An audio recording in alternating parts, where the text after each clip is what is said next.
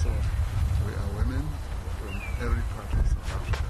That's March 20,000. Good afternoon. We are women of every race, and they are from all the races, from white, Indian, colored, mulatto. I don't know, should I just... All here. And this is what...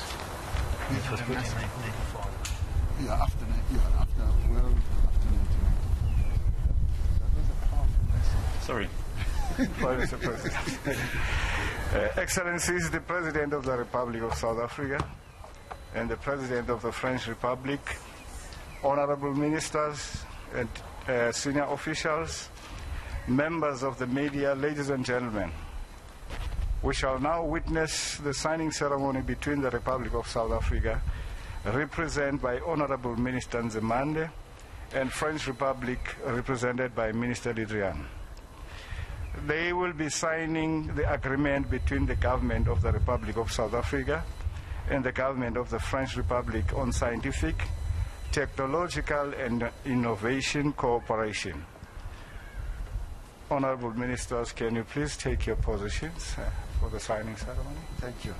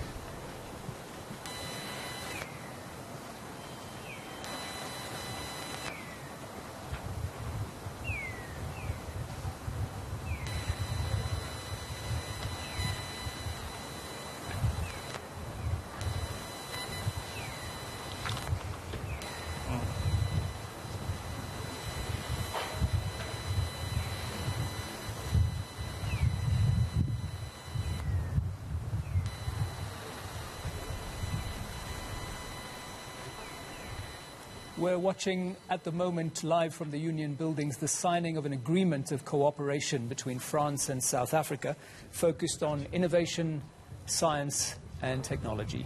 And of course, when we think about the world today, technology pretty much drives change, drives economies, keeps inflation low, or has done for the last 15 years in the US. So this is an important agreement that's just been signed, and of course that's what the applause is for. So we're going to stay with these live pictures, of course, because our president, the two presidents, are about to speak. To conduct the press briefing. Thank you very much. Good afternoon, Presidents, and good afternoon, ladies and gentlemen of the media. Bonsoir to our French visitors. You're most welcome to this interaction with our two presidents. We have 4 questions lined up. The first 2 questions will go to our visiting President Macron. And the very first question comes from France 2.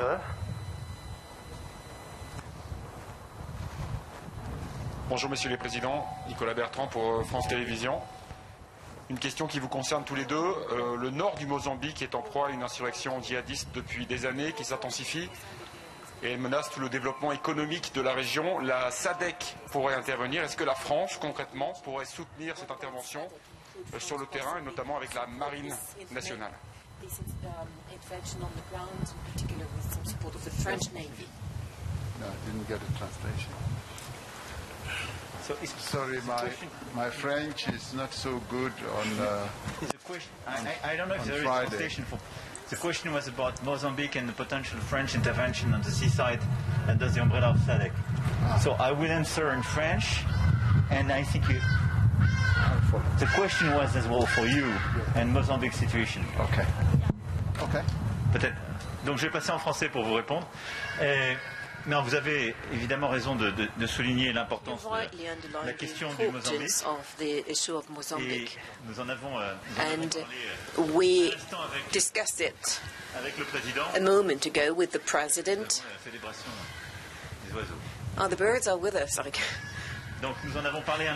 So, a few minutes ago, we talked about the situation with the President, and I had an opportunity last week to meet the President of Mozambique, who attended the summit we organized in Paris on the financing of African economies.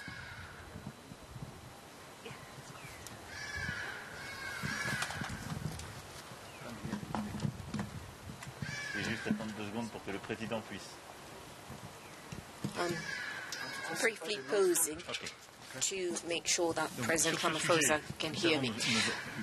On this matter, we are well aware that Mozambique is currently dealing with jihadist groups which are currently threatening the security of the region, in particular in Cabo Delgado.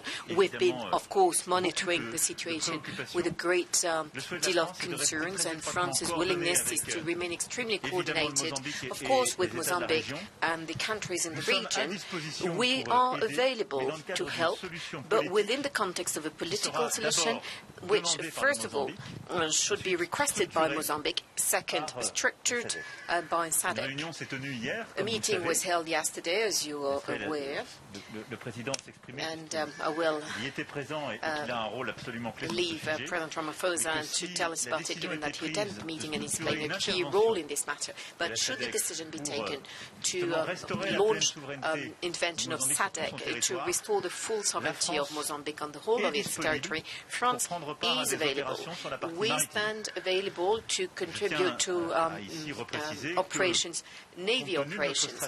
But let me underline that given our strategy, our Indo-Pacific strategy and our regular presence, given the fact that we have some French territories, Mayotte and La Réunion, on a regular basis, we have some frigates as well as some other vessels in the region.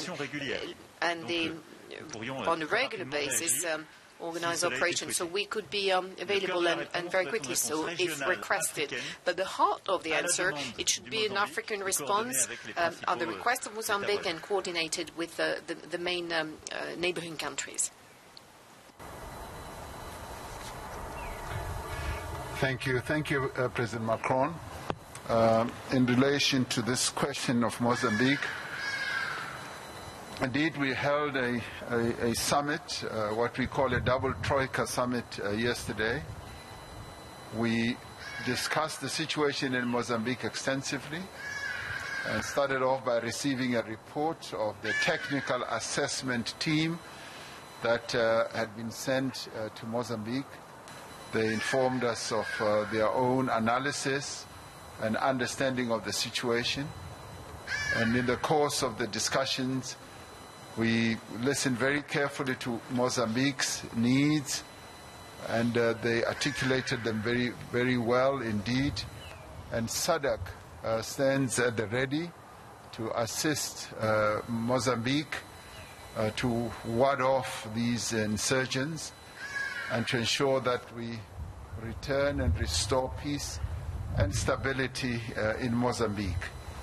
We also deliberated on Mozambique's requirement as a sovereign state to get help from other parts of the world and to engage in discussions with others. And they informed us that they have been in discussions with others, but obviously would want endorsement from SADC in order for them to gain their assistance. And that is precisely how assistance from France will manifest, because there's humanitarian assistance that is needed, where countries can pledge solidarity with Mozambique. There is assistance that is needed of an economic nature in the area, which is quite depressed economically, but there's also technical assistance that is needed to capacitate their armed forces, and there's various other forms of assistance that they require. So they will be discussing this with various other partners, and they will then be able to take things forward. We welcome France's stance on this, that they would obviously, much as they can, offer assistance, they will want to work in collaboration and in cooperation with the various, the body in the region, as well as with Mozambique, recognizing that Mozambique is a sovereign state that is facing a huge challenge at the moment, and whatever assistance that they will be required to offer will be offered on the basis of two countries cooperating as two sovereign states. So thank you very much on that. Thank you, Mr. President. We will now have the South African Broadcasting Corporation.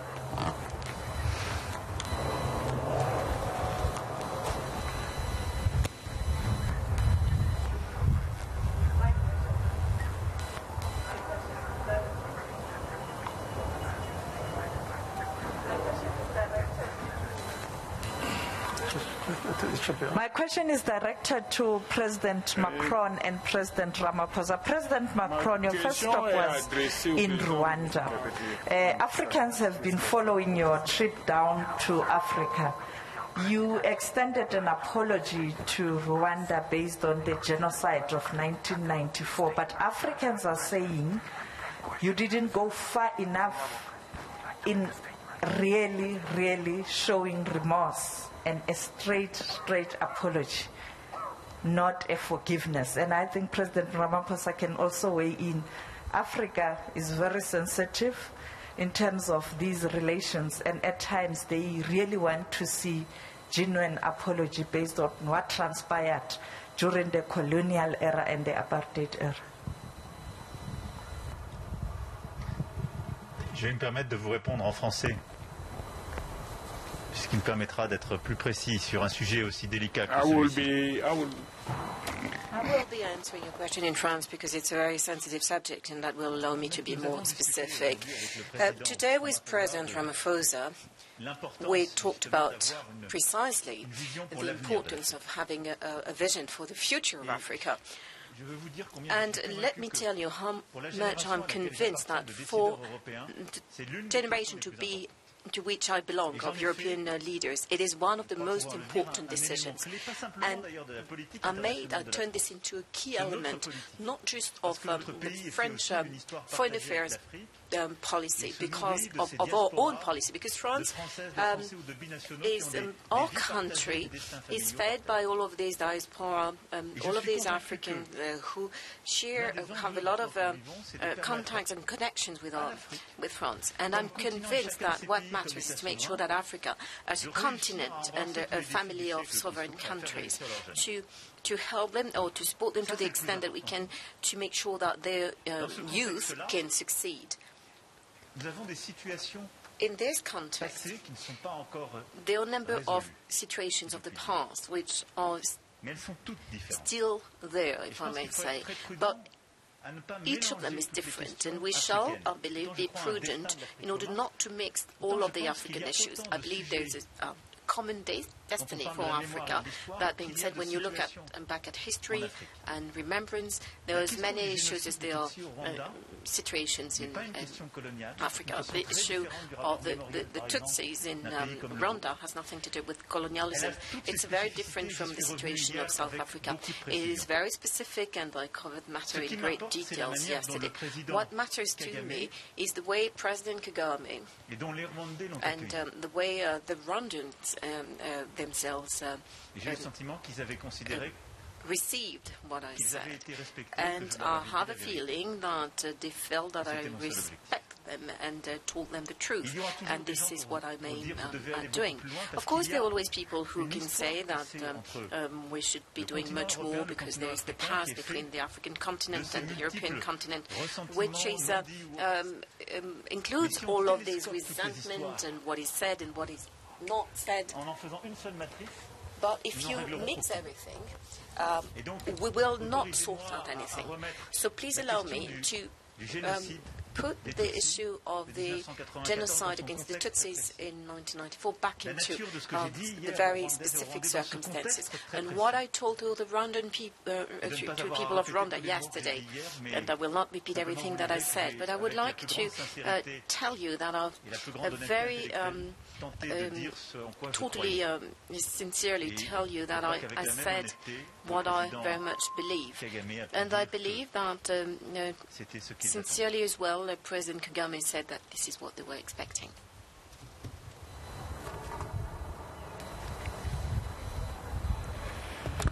Thank you, President Macron.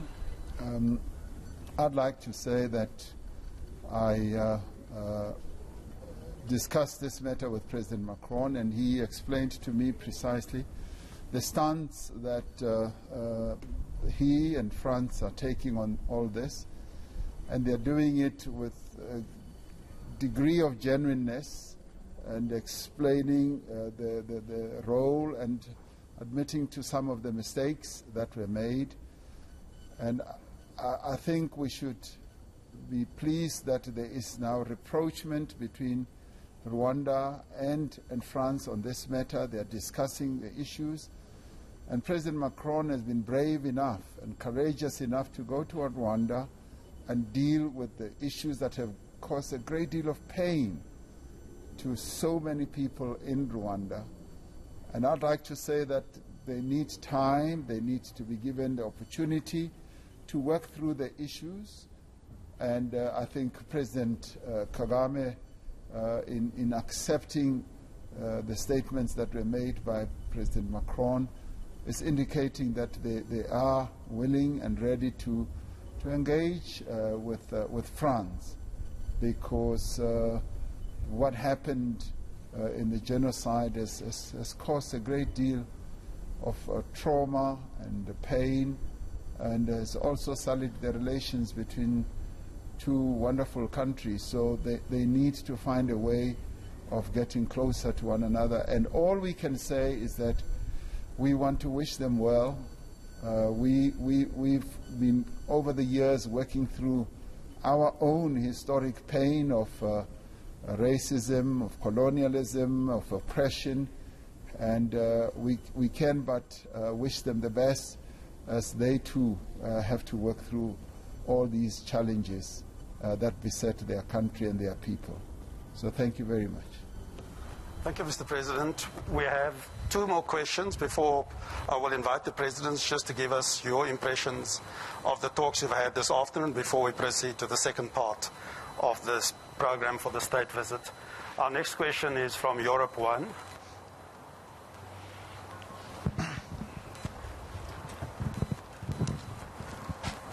Messieurs les Présidents, bonjour, Jean-Rémy Baudot pour la Radio Europe 1. L'Afrique du Sud a demandé la levée des brevets des vaccins Covid. Monsieur Macron, vous avez souvent répété que ça n'était pas la priorité, qu'il fallait travailler plutôt sur la production. President Macron, you said that was not a priority and it was more important to work on increasing production. Is this something you disagree upon? Second, President Macron, any reaction to the fact that a police officer was attacked in France this morning? Well, first, on the second question, I've been in constant contact with the Minister of the Interior in France and myself, but I will not comment here on some event taking place in France. But of course, my thoughts are with the police officer, the lady who has been stabbed this morning, and my thoughts also go to all of her colleagues, and will do everything we can to prosecute those responsible. As to your first question, trying to lift the hurdles in order to allow vaccine productions in South Africa and all around in Africa, we are in favor of all of that. That being said, let me always go back to the same thing. What are we trying to solve? What is the problem we're trying to overcome? What we need to do is to vaccinate as soon as possible as many people as possible. And we need to cover the largest population around the world. It is a matter of duty, of solidarity, and we need to support the countries with which are the poorest countries or with an intermediate level of revenue. And the more time it takes, the more the virus is likely to mutate and to come back. So against this background, the first solution is, the first thing to do is solidarity and giving over some doses, so that we do not keep some surplus of doses in rich countries, and these should be sent to other countries. And this is under the umbrella of the Act A initiatives that we launched together with President Ramaphosa at the time he was chairing the African Union. And this is the absolute priority, and we shall do more on that. And it is against this background that France committed to giving at least 30 million doses by the end of the year, and will continue to increase that goal. And here I believe we shall continue to do our utmost. Second thing, it is about enabling to produce more in the existing plants and to increase the capacity, the capability of the existing stakeholders, because it is a necessity to produce more vaccines, in particular in Africa. There is a very simple figure that will illustrate all of that. Africa is about 20% of the needs and 1% of the production. So how can we do that quickly? Well, by relying on the existing capacity in Africa and in increasing our investments and increasing the capacity. This is very much what we will be announcing together later on this afternoon, because in South Africa there are some stakeholders, some in biotech or the pharmaceutical industry. They are very strong, so we have a partnership with BioVac, and Sanofi, the French company, is one of their partners, and will launch a very structuring partnership with Aspen, a major South African company group which is also present in France. So this is the second pillar, how to speed up production of vaccines on the African continent. And in this respect, this afternoon we'll very much put in place an investment strategy to support the industry to produce more, in particular the industry in South Africa. And third element, how do we help, how do we support all the countries that are in a position to do so? How can we help to produce the new vaccines as quickly as possible?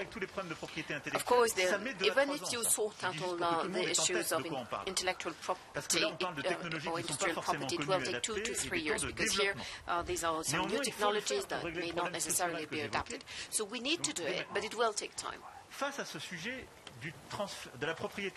On this issue of intellectual property, two things. First of all, in the past, we already had to deal with the matter, and South Africa played a key role in the matter. At the time, we were fighting HIV, we're still dealing with HIV, and the therapy were so expensive that the poor countries had no access to it. It was a great battle waged by your country, Mr. President, and thanks to that, we adapted our intellectual property in the field of health, and we, as a result, have a number of exceptions. This is what is called the TRIPS Accord that enable to use these exemptions. But today, it's not normal, but we're not able to use these existing exemptions when it comes to COVID-19. So the first solution, the first way, and that's the mandate we gave to Ngozi, who is the head of the WTO, and to the WHO as well, how to use how to make sure that intellectual property is no longer a hurdle and no longer prevents the transfer of technology. And if we cannot use the existing regulations, then I will support a waiver, the second solution. Let us waive the patent for all of the vaccines, COVID-19 vaccines, for the duration of this crisis. But according to France, intellectual property shall not in any way, shape or form be a hurdle for the transfer of technology when it comes to the vaccines. We'll be working this afternoon with the vaccine patent pool, and we decided to support together an initiative on this matter at the G7. I fully share the battle led by President Ramaphosa, and Prime Minister Modi of India agrees as well. We shall produce as soon as possible, and there should be no IT hurdle. But before that, let me tell you as well that we need, when we talk about barriers, we need to have more transparency. We're paying a lot, we're giving a lot of money to many structures, but we do not know how much is being paid to buy these vaccines, and we suspect that the poorest are paying the highest price.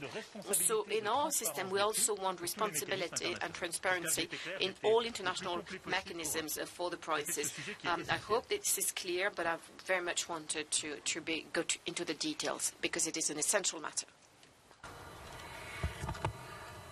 Thank you very much, President Macron. I didn't hear the first part of the question and what you said, but what you said... He asked about the waiver on IP. Yes. What you said in the last part is like music to my ears because I like the convergence of our thinking. When we first raised the issue as South Africa and India, we were arguing for a waiver, which we continue to put forward, that let us have a waiver for the duration of the pandemic to enable countries to be able to gain capacity and manufacture and produce vaccines. Because the vaccine, as we call it, nationalism, or vaccine apartheid, is working in such a way that only a few are getting the vaccines on an unlimited basis, and the countries that need vaccines the most are not getting them. For instance, on the African continent, only 2%. 2% of people have been vaccinated, and yet in the northern countries, the United States is almost 40%, and many others at a higher level. And the real challenge we face is the unavailability of vaccines. The more well-endowed economy countries have bought most of the vaccines, and they are hoarding them. They are holding them close to their chests.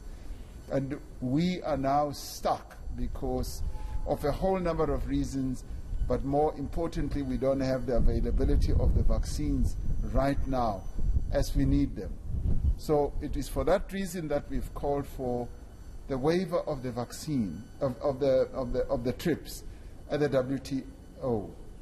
And I'm very pleased that President Macron has taken this message to heart, as he often does with many other challenges that we on the African continent face.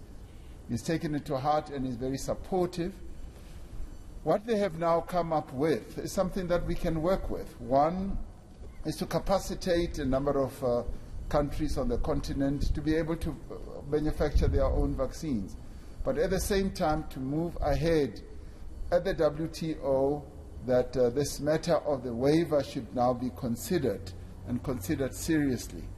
Because on the one part it can be an exemption that does not lead to transfer of technology. What President Macron and I agree on is that there should be transfer of technology, and the waiver would amount to that as well.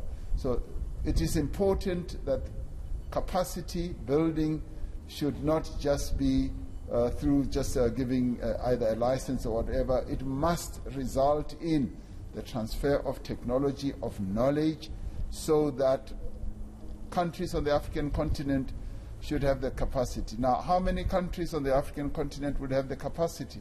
There are quite a number. I've been talking to a number of presidents who tell me that they will be able to build up capacity as quickly as possible. South Africa does, and a number of other countries do have the capacity, and those that may seem not to have it, they can build it up very quickly. So it is important, and I know that it will take some time at the WTO to finalize this, but at the same time, we welcome the assistance to build capacity so we can follow the two-pronged strategy, the two-pronged process. We get assistance to build the capacity, and at the same time, we continue with the discussions at the WTO. President Macron and I have agreed that this is what we are going to advocate at the G7. And I'm happy to work with President Macron in this regard, because this matter must not be used as a barrier. As he correctly said, South Africa led with regard to the antiretrovirals for HIV, and in this regard, we're not only working with India, but we're working with many other countries around the world. And we're very pleased that the views that we are putting forward are converging with what President Macron is saying, and there are quite a number of others as well. So we will be seeking to convince more and more people about the correctness of the position that we are putting forward, because this will be a game changer for Africa when we are able to manufacture vaccines and do not have to wait as we are waiting now. We do not want to wait forever whilst people are dying. So this for us is very important. But President Macron supports us. Thank you. We have one question before we ask you to just reflect on your discussions this afternoon. Newsroom Africa.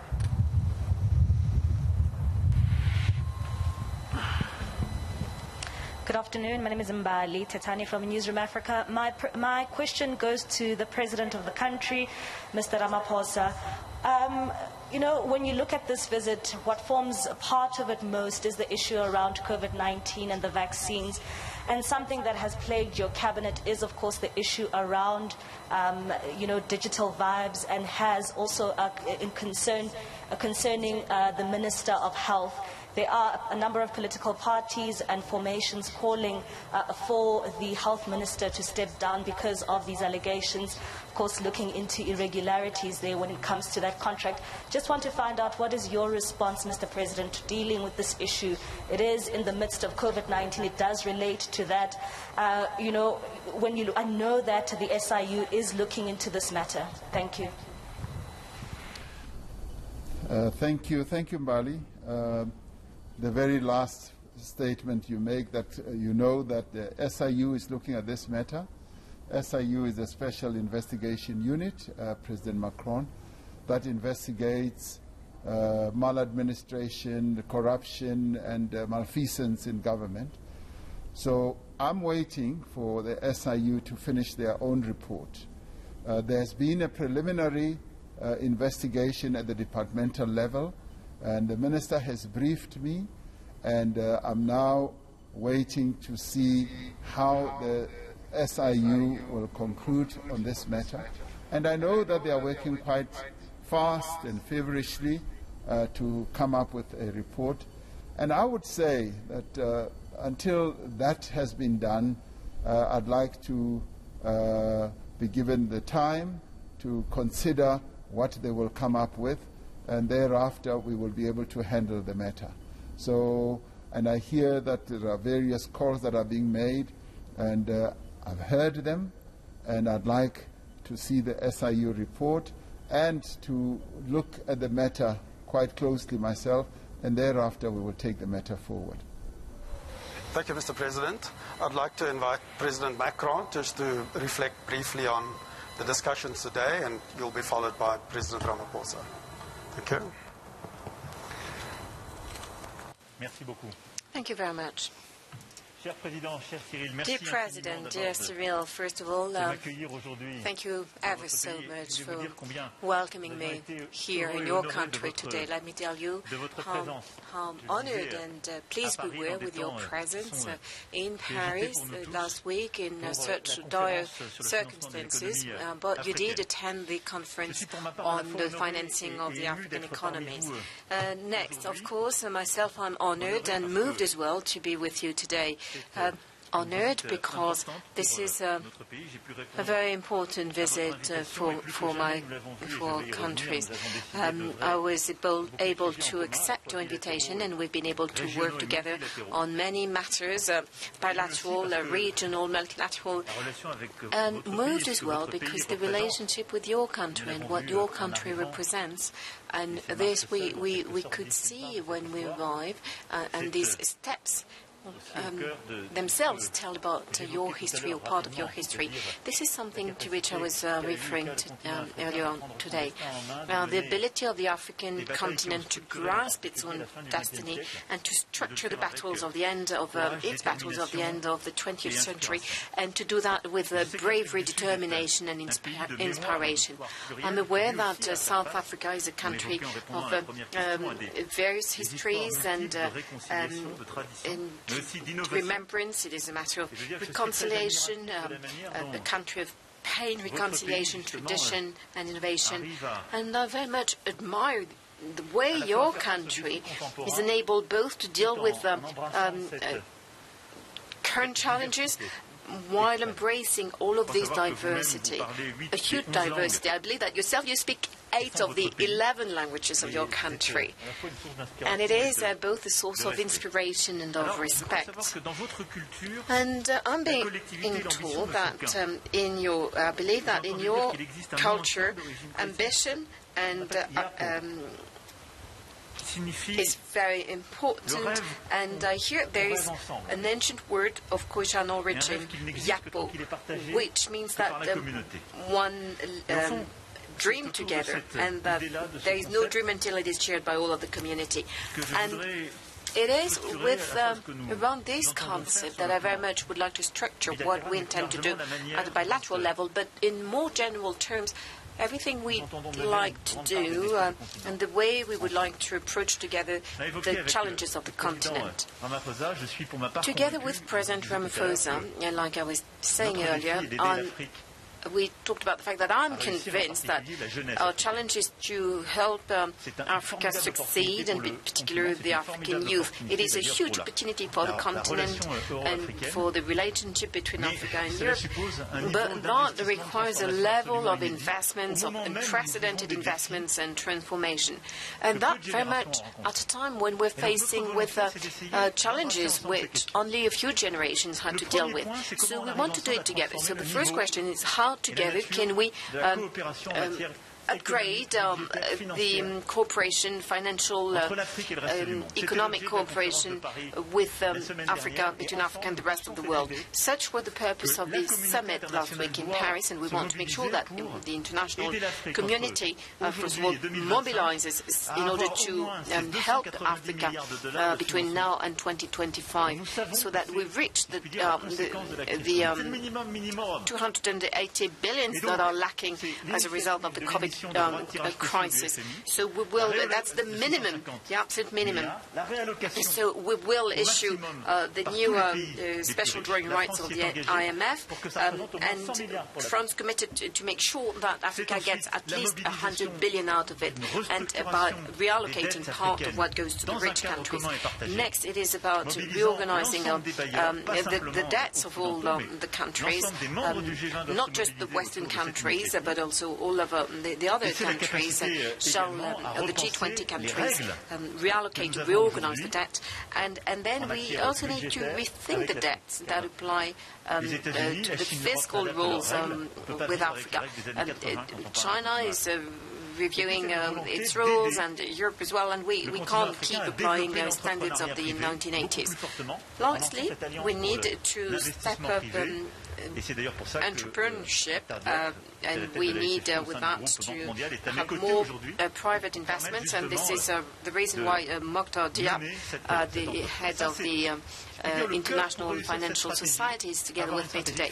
So this is our strategy of financing, and we want to do that together. And this is pretty much what we did with ACTA at the beginning of the health crisis last year. We wanted to health as well as we now need also an economic answer.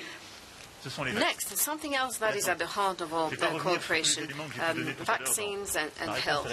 I will not get back to everything I already said, but we want to build a very strong partnership in order to speed up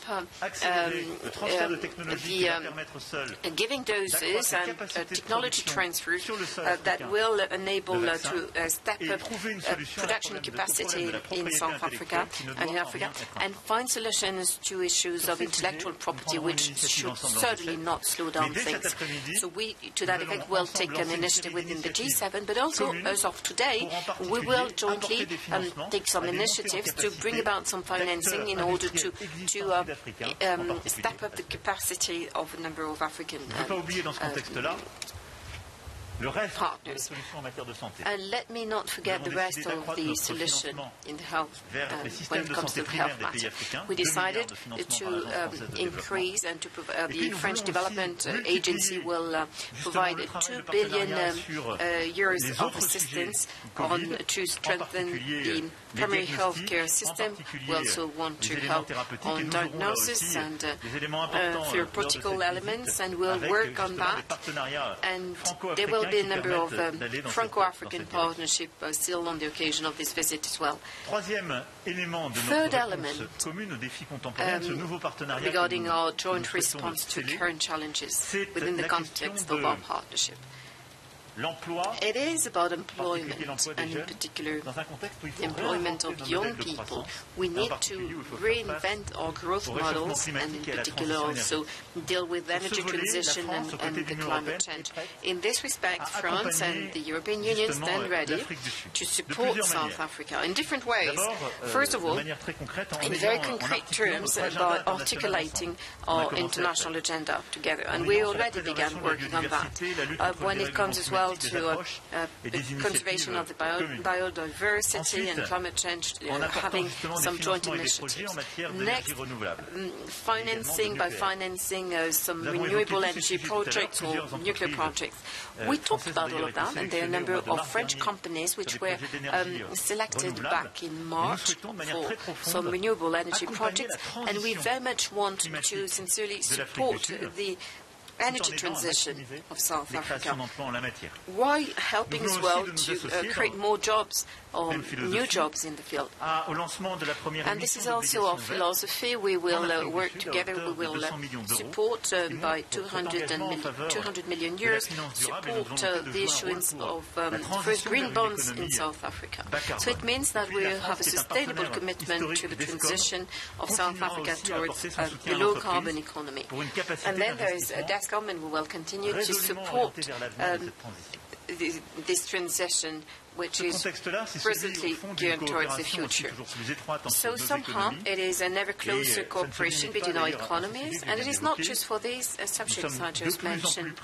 We are more and more present. French companies in 2019 and 2020 increased substantially their presence and their investments. There are some 350 French companies in South Africa.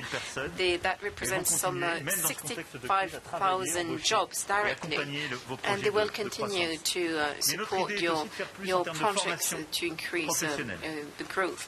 But we also want to do more in terms of vocational training, and to that effect, Schneider Electric will train thousands of electricians within 5 years. Alstom committed to training some 18,000 South African, and we are launching this afternoon a new program in order to help to create some new skills. It is the so-called French Skills program to help train thousands of young people on the continent. We also have an outstanding scientific cooperation, and France will be joining the Square Kilometre Array project. It is the project of a mega telescope, which is dear to you, Mr. President. We also have some projects in the field of archaeology, climatology, oceanography, and medical sciences. Please allow me to also refer to our cultural cooperation. Indeed, we launched the Africa Season 2020 that will take place in France until September, and there's so many South African artists involved, thanks to a lot of work. So we shall continue to keep mobilizing young people, the artists in particular, with having in mind the summit to take place in Montpellier, south of France, because there are so many talents that are very dear to us, and I believe they should be better known in France, and that also will help us build this stronger human partnership. The very last pillar, we want to develop is that of a strong cooperation to deal with the regional crisis. We talked about Mozambique, but the aim is to put together some response packages. Because my philosophy is that France is a friend of Africa. An African issue is an issue for France. But we shall all understand that one cannot deal with any issue, find any solution without respecting the sovereignty of the relevant country. And first we need regional solutions. So France stands ready to help, but at the request of the states, the governments, the regional institutions, and particularly within the context of the African Union. This is what we will be, in this context, that we will be working on the issue of Mozambique, and we very much want to contribute to building a space of security and stability. Thank you very much.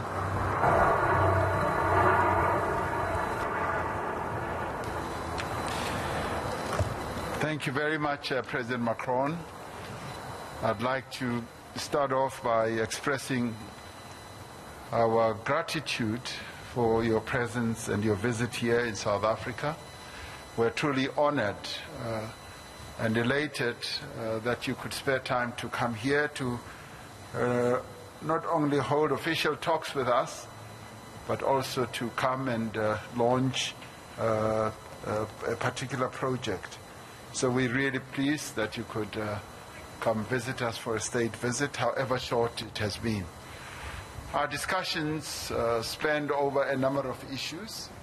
They touched on COVID, which we have already discussed quite a bit, and correctly so, as President Macron has said, on climate change, on global peace and security, but also revolved around the relations between our two countries. You already saw that our two countries continue to get better and better at relating with each other. Our two ministers signed an agreement, and there have been many others. And the issues that we cooperate on have to do with the economy, for instance, on trade and skills, and also on the square kilometer array, which we are delighted that France is going to be part of all this. It is on the COVID-19 that we are feeling France's keen support and solidarity in that they are prepared to take the lead, to advocate Africa's case. And let me say that, yes, France is seen as a friend of Africa, and President Macron fits into that role so well and so easily, because he'd like, yes, the entire continent to succeed, and we want to promote good relations with France on an ongoing basis. And it is for this reason that we are also willing to cooperate together on a number of forums in the world, at multilateral level, the United Nations, the G20, G7, and we also welcome the fact that France has a number of relations with a number of countries on the continent. What I do appreciate is that President Macron has demonstrated that he is willing to listen to what African leaders are saying about the challenges that we face. And he's not seeking to ride roughshod over our own views. And he respects the sovereignty of African countries. And that distinguishes him very well from others, because he listens and he takes in the message. And on the issue of the waiver of trips, I had a discussion with him, and he got the gist of what we were saying and putting forward, and was willing to accommodate our views. And it is therefore very good to have a partner like President Macron, who will be standing with us as we advocate various positions that will be to the advantage and to the benefit of our continent. Now, South Africa and France enjoy an in-depth, diverse, dynamic, and strategic partnership that spans across a number of areas and sectors. We've got a number of French companies that are present in our market here, our economy. And we've seen great cooperation from France as the government to be willing to enhance those relationships and make them deeper and better. And he speaks with great passion when it comes to youth empowerment, youth skills development. And this is precisely what one appreciates with what President Macron's approach is all about. And also want to welcome his initiative when he called a summit in Paris just 2 weeks ago, where we held a summit to discuss the financing of African economies. And at that meeting, we articulated the viewpoint that it isn't fair that your more developed economies have up to $650 billion of special drawing rights, and Africa has just been offered $33 billion. And he has taken the message in and understands where we are coming from, but I'd like to stretch him a little again. He has offered and said that maybe $100 billion would be good. As a good friend, I want to stretch him and say 25% of that $650 billion would do just nicely. It would come to 162 billion rand. So, President Macron, over dinner, you and I are going to take out our calculators, and work out what I think should be the right figure. So we have support on an important issue like this, which is really going to be to the benefit of our economies on the continent. And it is good that he appreciates and understands where Africa is, and he would like to support Africa to succeed. And it is in that regard that we really welcome your visit to Rwanda and to South Africa, because for us this is important. It's a clear demonstration of what you have said you support. And of course, we would want to also enjoy your support on the implementation of the African Continental Free Trade Area, and to enable our trade area to succeed in more ways than one as well. And also in promoting and helping and supporting our entrepreneurs, small and medium enterprises, so that you send a clear message to French companies here that we would like them to give as much support as they possibly can to the small and medium enterprises. What you've offered on working together on climate change, we welcome, because climate change is an area where we see a great economic potential for our own country, and would like to work with you in that regard to meet all these global environmental challenges, and also be guided by science, but it should also be done on the principles of equity and fairness as well. President Macron, we also welcome your approach to dealing with the security situation on our continent, that we appreciate, respecting the sovereignty of our various governments, but being willing to pledge solidarity, to assist as much as you can from a number of points of view, both humanitarian, technical, expertise, and otherwise. So we welcome this.